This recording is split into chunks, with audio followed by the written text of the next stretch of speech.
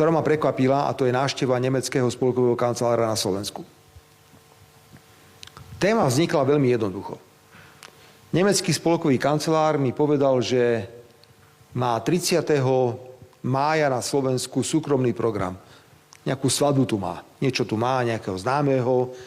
Takže bude v Bratislave 30. mája. A že 29. mája by sme sa mohli stretnúť. Tam sa dohodli, že 29. mája bude štandardné pracovné stretnutie v Bratislave, možno nejaký obed, možno nejaké hodinové, dvojhodinové stretnutie.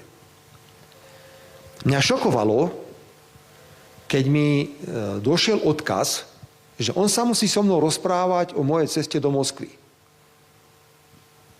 Čo je nemeckého spolkového kancelára do toho, či ja som do Moskvy išiel alebo nešiel.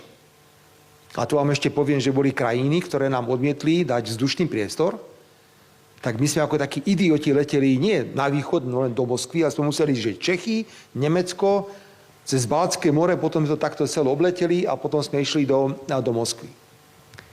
Takže najprv som bol taký, že o čom sa chce so mnou rozprávať pán spolkový kancelár, neviem, ale jednu vec viem, že by som bol veľmi tvrdý, keby mi chcel vyčítať moju návštevu v Moskve.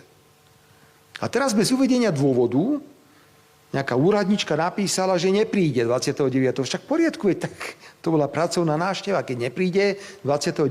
môže prísť niekedy inokedy.